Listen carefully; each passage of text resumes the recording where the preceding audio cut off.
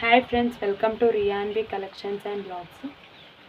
నాకు ఎందుకో మార్నింగ్ నుండి అసలు ఈ విషయం షేర్ చేసుకోవాలని చాలా అనిపించింది. అందుకే చెప్తున్నాను.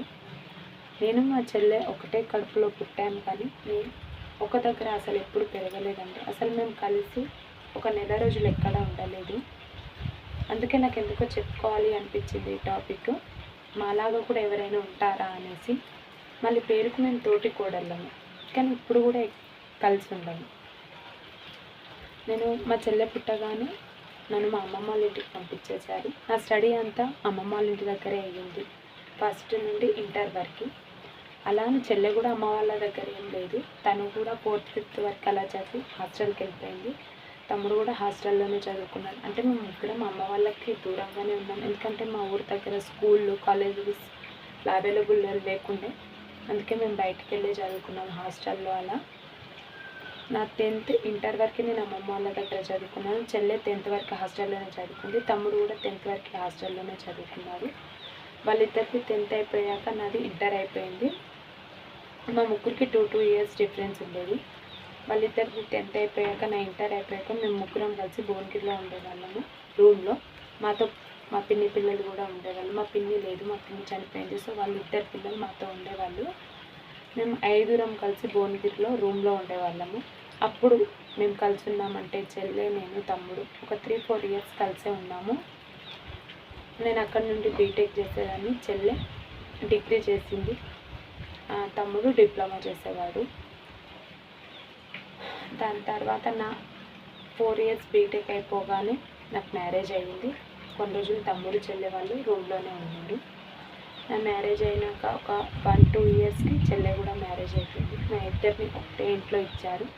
కాకపోతే దీంట్లో ఇంకో ట్విస్ట్ ఏంటంటే, నేను చెల్లె ఒకటే ఇంట్లో తోటి కోడళ్ళం. కాకపోతే మా ఓన్ మరిదికి మా చెల్లెని ఇచ్చారు. కాకపోతే మా చెల్లె వైజాగ్లో ఉంటుంది, ఎందుకంటే వాళ్ళకి జాబ్ ఉంది. అందుకే నాకు అప్పుడప్పుడు అనిపిస్తూ ఉంటుంది, మేము ఇద్దరం సిస్టర్స్ని ఒకటే ఇంట్లో ఇచ్చారు, కానీ మేము ఎప్పుడు కలిసి ఉన్నాము అనేది. ఎప్పుడైనా సరే పండుగలకు వస్తుంటుంది, ఒక 10 రోజులు 15 రోజులు అలా ఉంటుంది. తర్వాత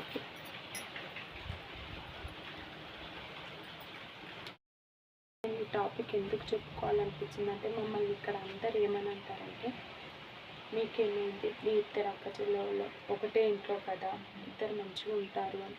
మేము ఇద్దరం మంచిగా ఉంటాం, మా హస్బెండ్ మా మధ్య కూడా బాగానే ఉంటారండి. కానీ మా అత్తయ్య మా మామయ్య వాళ్ళు కూడా మాతో బాగానే ఉంటారు.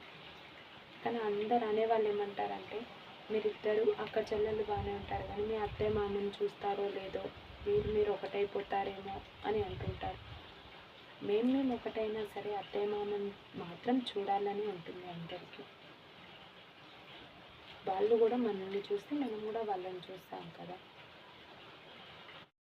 కోడళ్ళం కానీ ఇక మేము కలిసి తోటి కోడళ్ళమే, కానీ మేము కలిసి ఎప్పుడు ఉండలేమో అన్న ఫీలింగ్ అయితే నాకు ఎప్పుడు ఉంటుంది.